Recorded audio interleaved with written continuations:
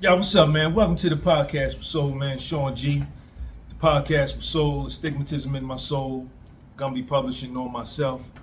Do we wish to slander, libel, or defame anybody as it relates to this court case that we're going to talk about today, which is out of the Central District of California, United States of America versus Eugene Henley. This is the case number is CR 25-00211. This is a 26-page document filed on April the 21st, 2025. The hearing date was April the 23rd, 2025. This is a brief in support of the detention of the defendant Eugene Henley Jr. So, Big U was attempting to get pretrial release so that he can get out and fight his case from the outside, which is much easier than fighting it from the inside. Sorry about that, y'all. The government has put forward this document. Big U is charged with 43 federal counts. 43 federal counts. And as they state in the document, that he is facing the possibility of never leaving prison alive. They highlight the fact that Big U was the leader of a group called the Body Snatchers, which was a kidnapping crew. They reference the perpetual extortion of victim 1, who had the marijuana dispensary, and victim 2, who had the nightclub where a party was thrown in his favor. He extorted him out of $30,000, victim 2. Victim 2 first gave him $20,000. Big U took the $20,000 and told him, where's the other 10? And if you don't give me the other 10, we'll come down there and we'll tear it up and there won't be no club left. All of this is recorded on electronic surveillance by the feds.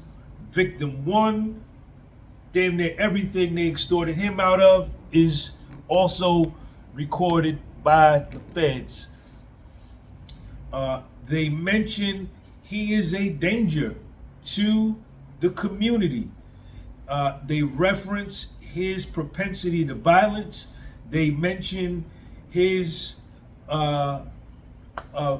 phone recordings telling people that he will kill, that he is the only one of the OGs still out here doing that to people, taking life. They reference his obstruction of justice, his ability to intimidate witnesses. They say he should remain detained because he is a threat to witnesses. Look at what he did to RW. They reference he is a threat to the financial community. The money he raised from celebrity, hundreds of thousands of dollars from celebrities, hundreds of thousands of dollars from politicians, money that was supposed to go to his nonprofit Developing Options, where the money would be deposited in the Developing Options bank account, but then promptly taken out of the 501c3 nonprofit and put into his personal account. They can see all of this obviously because they got bank records.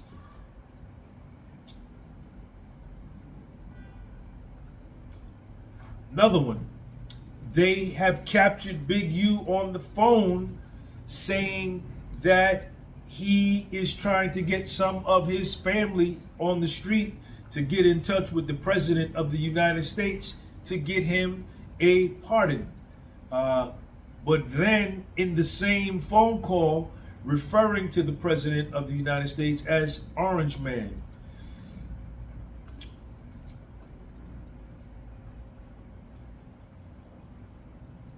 Effectively, what they say is that he should remain in custody, that even though he received a 23-year sentence for armed robbery in, what was it, 1992 or was it 2000, he got out and he didn't care nothing about the law of being a felon in possession of a handgun. They have him on the phone telling somebody who's incarcerated that if anybody is coming for him to cause harm to him, they better come correct because he keeps 2 blowers on him. Blowers are the firearms. He instructs another person to go pick up his blower off the ground. So, and he's constantly on phone recordings talking about being armed.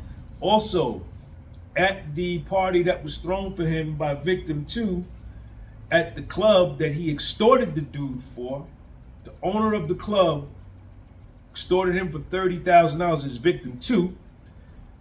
After he extorted him for the money, he then told victim 2 that a pat down for him was out. That when he came in, they pat everybody else down for weapons, but a pat down for him was out, which according to the government implies that he was going to be armed. Page 6 of 26, Memorandum of Points and Authorities. For decades, the defendant, Eugene Henley, a Big U, has put on a public facade masquerading as a reformed gang member and legitimate businessman whose only ambition was to better his community. But the defendant wasn't helping Crenshaw.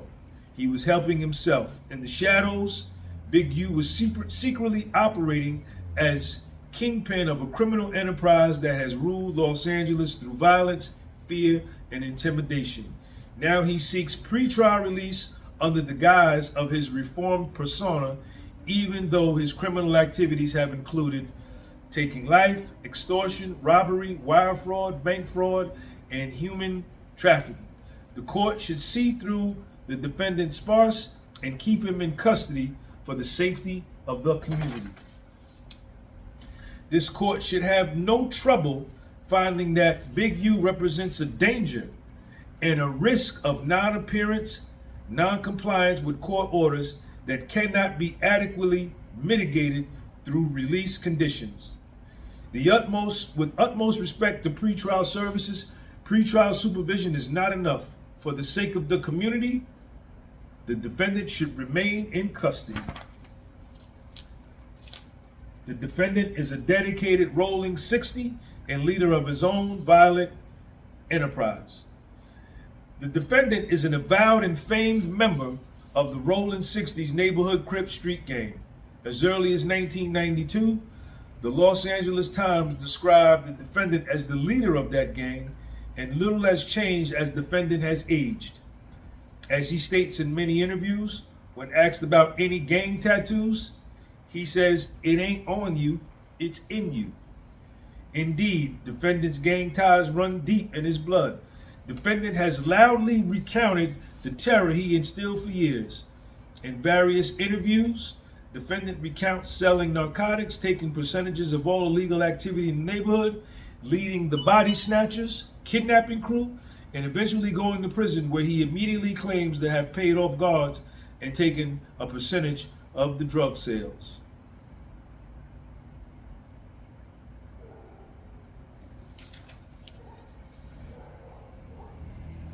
Recent examples of defendants' acts or threats of violence.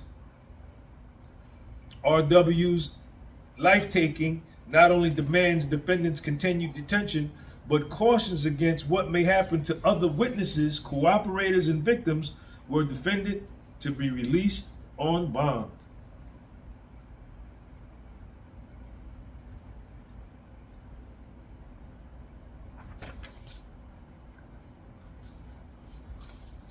Despite a prior 23-year sentence for armed robbery, defendant stayed armed. Since at least July 20th, 1992, defendant has been prohibited from even possessing firearms based on his felony convictions for second-degree robbery with a firearm, conspiracy, and drug trafficking, for which he received a 23-year prison sentence. Upon his release from prison, he nevertheless continued to use firearms himself, like when he took the life of RW and directed others to use firearms, like when they robbed victim one's dispensary. Throughout this investigation, recordings corroborated that Big U consistently remained armed. On December 22nd, 2022, Robinson told victim 1 that Big U and Robinson would be attending an after party at the club that victim 1 was promoting, and that a pat down is out because defendant would be in attendance, implying the defendant was armed. On an intercepted call a month earlier, Big U told an incarcerated individual that anyone coming at him, they better come correct, because Big U always has 2 blowers on him. Defendant is not only a physical danger, but a financial danger too. Hundreds of thousands of dollars flowed from charitable donors and government programs to defendant's developing options bank account. Almost immediately, he siphoned off much of the money into his personal bank account. Defendant got richer and richer off his fraud, like his extortions and robberies, owning multiple homes, driving a Mercedes, taking lavish trips, and shopping for luxuries like a $30,000 necklace. The money taken from donors and taxpayers' pockets will never find their intended benefactors, the at-risk youth and children of Crenshaw. The damage cannot be undone. The defendant's success in deceiving politicians, celebrities, and community activists, as well as the public at large, further militates against his release back into the community as he attempts to fund his expensive defense.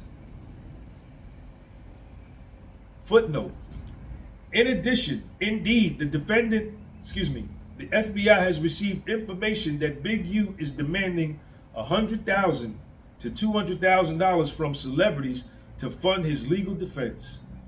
In case that does not work, he also concocted an elaborate plan over jail calls to use politically connected associates, including identified victims in this case, whom he has already defrauded, to advocate for the president's, whom he disrespectfully calls the Orange Man behind his back, intervention in this case.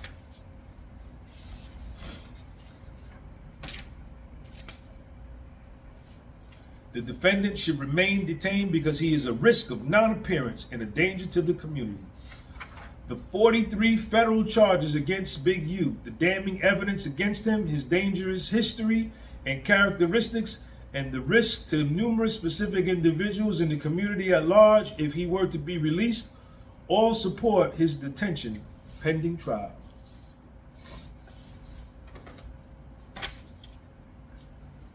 My man is in trouble. Weight of the evidence. The evidence that defendant committed the charged offenses is overwhelming and cannot be ignored in assessing defendant's risk of danger and non-appearance in this case. Defendant was captured of audio recordings and intercepted wire calls discussing various violent and other crimes for months and even years. Many of his extortions were themselves captured in recordings. The financial records and tax documents do not lie either. They show exactly how defendant committed all his fraud, and the recordings show why. All the evidence in this case conclusively shows defendant's personal involvement in taking life, extortion, robbery, fraud, human trafficking, and tax crimes. Defendant's entire purpose was based on financial gain, respect, fear, and intimidation. Accordingly, the weight of the evidence favors defendant's continued detention. This court should not fall victim to any argument about defendant's lack of convictions since his release from state custody in the early 2000s. Absence of convictions is not the same as absence of crimes. Defendant's depraved and duplicitous scheme to intimidate and defraud the very community that he benefited from claiming to help casts his criminal history in even more troubling light. More recent arrests for child abuse and being a felon in possession of a firearm also become more ominous in light of the evidence in this case. The court should pause in considering whether the defendant is able or willing to conduct himself without putting others in danger. After a 43-count indictment was returned with extreme serious offenses carrying enormous potential penalties, he is now, for the first time in decades, facing the very likely prospect of never leaving prison alive. Indeed, that would be a guideline sentence on the charges the government is prepared to prove by, among other things, the testimony of witnesses and victims and electronic evidence, including intercepted phone calls and surreptitious recordings. Given the serious nature of the charges, the strength of the evidence, and the defendant's access to vast amounts of resources and criminal support, his risk of non-appearance is even more pronounced today than it has ever been.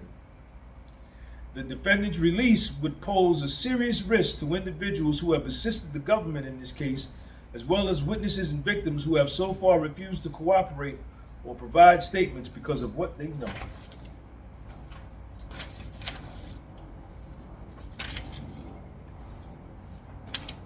In conclusion, if the court wants to know how defendant will conduct himself on a pretrial release, it need look no further than the recordings documenting defendant's conduct and threats throughout this investigation.